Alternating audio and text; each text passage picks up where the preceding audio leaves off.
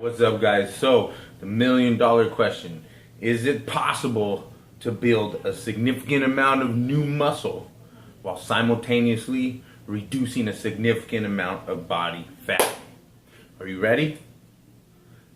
I'm going to point down. The simple answer is no. Unfortunately, it's not possible. But, and of course, there's a but. The but being there are several circumstances in which it is feasibly possible, or it does or can happen. Let's discuss those really quick. Okay, first scenario, and again, we're talking about a significant amount. Not is it possible to build a little muscle and burn a little fat at the same time. We're talking enough for a noticeable difference. Okay, a noticeable change. Number one, the scenario where you're maybe what we refer to as a newbie or brand new lifter. If this is your very first time ever lifting weights, okay, or working out hard, then yes, actually that stimulus on the body that's so alien, that's so brand new, okay, when you're a newbie. And when I say newbie, we're talking 6 to a maximum of 12 months. More like 6 though, okay? If your first 6 months of weight training or weight lifting, okay, yes, your body, it's a complete shock to your body, and your body responds really well to that brand new stimulus, okay? And so for newbies, okay, the question today actually came from one of my former high school student athletes, okay? And for this individual, yes, it is possible because they're still a newbie.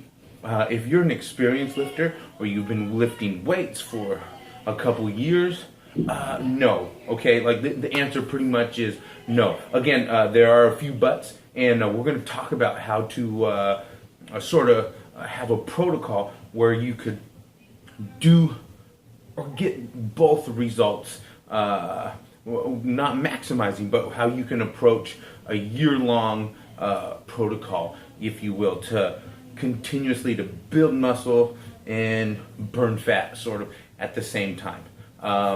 Now, again, back to the several specific circumstances in which it is possible. Again, number one, you're a brand newbie, okay, you're just starting to lift, okay. The second one being, if you're blessed with ridiculously awesome genetics, okay, there's like 2% of the population maybe. So, if you're asking, if you have that question, is it possible? You're probably not one of those blessed individuals, okay? So again, that number is a very, very small number. Like you have to have some amazing subhuman or superhuman, genetics to be able to do something like that at any significant rate, right? And then of course the third option, which of course is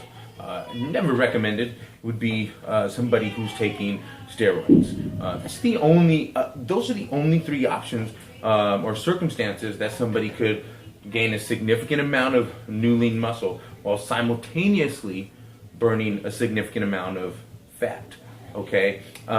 So now let's talk about these buts, okay? Now, in order to, so the simple answer, right, is we understand that reducing a large amount of body fat requires being at a caloric deficit, okay? And for most people, we understand that, and that makes sense, which means you have to burn more calories than you intake, than you eat. And then on the reverse side is, in order to build some new muscle mass, you actually have to eat more calories than you burn. Because if you're not at least a small caloric surplus, it's impossible to grow. And I hope that makes sense. And this video is not really to break the science down too much to you. So hopefully that makes sense. Again, fat loss, deficit, growth, surplus. And those are kind of two opposites, right? So two opposites. And so really, it makes it difficult to try to approach both at the same time. Now, to a certain extent, it is possible. You have to examine it from a major time period instead of just like day to day. So you do want to focus. So if you're advanced, okay, and so if you're beyond that 6 months to a year of training, okay, if you're not blessed with amazing genetics and if you're not taking synthetic steroids or anything like that, then it's pretty important that you have a singular goal. Okay, now a lot of us are familiar with the terms bulking and then cutting, right? In more of a traditional bodybuilding phase. So yes, if you want to maximize how much you're bulking, like the amount of new muscle you can create, it's pretty important that your surplus is high enough so that you're maximizing whatever growth your body can produce. The problem with that is that, of course, being at a calorie surplus, you're probably going to gain some new fat, okay? And that's not really our goal. Most of us are not competitive bodybuilding athletes who can afford to spend half a year, putting on extra fat just to chisel it down half a year and have a really outstanding final product. It's not feasible. It's not necessarily sustainable. Maybe it is for you, and maybe that's your goal. There's nothing wrong with it. But for the regular person, right, the non-bodybuilding, stage competing athlete, okay, you really want to focus on one or the other. But that doesn't mean it has to go to such an extreme that you're gaining, that the result is a ton of new body fat. Okay, and especially for the athlete who asked the question today, I'm pretty sure, even if he did choose to try to maximize his gains, growth, he'd be pretty upset if the byproduct was an addition of significant fat. So how do we prevent that? Here's a few things. Number one, your caloric surplus doesn't need to be, maybe you've heard of, it's called dirty bulking, right? Where you're just like eating anything, just like consuming as much food as you possibly can. It doesn't matter, you're in a bulk phase. It doesn't matter, I'm trying to maximize growth. When you're not counting your calories or you don't have any protocol to it, then you can be rest assured that you're gonna put on some unnecessary body fat, okay? Now, it's far better to say, well, I'm going to start at, a 200 to 300 calorie surplus over maintenance. And of course, you have to do the math. You have to figure out what your maintenance calories are. And if you don't know what that number is, well, that's step one. Okay, so that's something you have to do. Because if you're not testing, you're guessing, right? So you want to shoot for just a couple hundred calories over what your maintenance is if you want to grow. Now, something that I particularly like to do is I incorporate what's called intermittent fasting. And I'm not going to dive too deep into that protocol. But, just a short blurb is it's a tool. It's not what to eat. It's more like when to eat.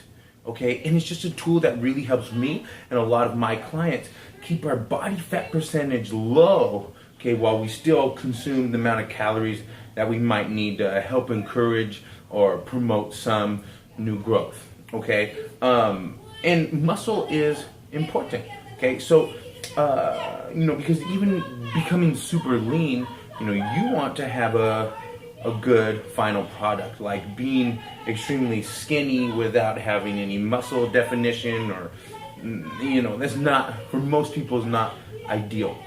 Anyways, back to the point.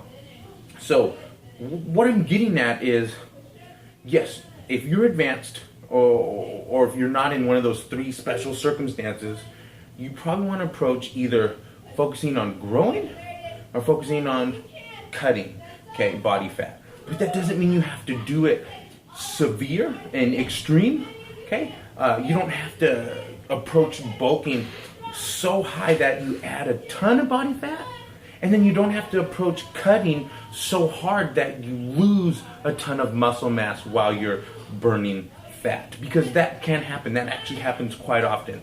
Okay, so we want to avoid that.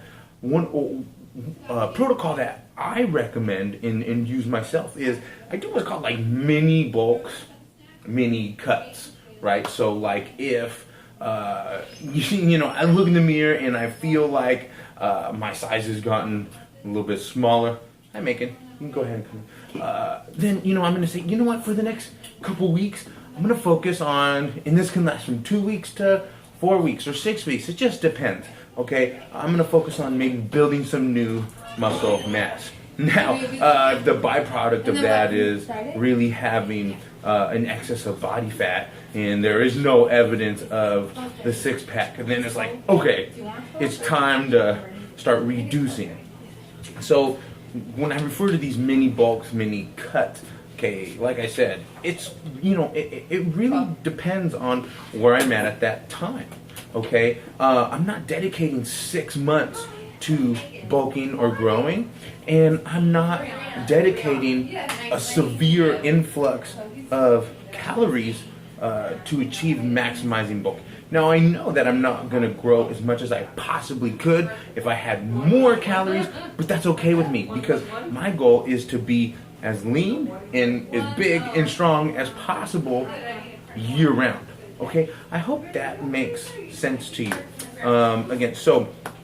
Again, the simple answer is no, it's not really possible to do it at a significant rate, unless, of course, you're newbie, genetically blessed, or taking steroids, okay? Other than that, you know, it's not really going to happen, and you'd fare better focusing just on reducing body fat percentage or growing, okay? Again, if you're not a competitive athlete, you know, my recommendation is having an approach where, you know, you're consistently throughout the year regulating what you see in the mirror, how you feel, okay? You know, you don't want to cut so much fat so quickly that you lose muscle mass, because it's important, right? We want to be lean enough to show the muscles that we have, and have a confident, strong, sexy appeal. But, you know, at the same time, when we're trying to grow that muscle, we don't want to sacrifice adding 15 pounds of new fat just so we can maximize the amount of growth, okay? So I hope that makes sense to you. Again, I mentioned a little bit about intermittent fasting. It's a tool that you can incorporate to help burn as much fat as possible and keep the body as lean as possible. And that's for another video, and I'll dive into that pretty extensively here soon. But anyways, thank you again for watching. If you found the video valuable, you know, please like, share, comment, so I can continue to help people. So anyways, again, I'm Coach AB. I'm your body transformation expert, and I will talk to you soon.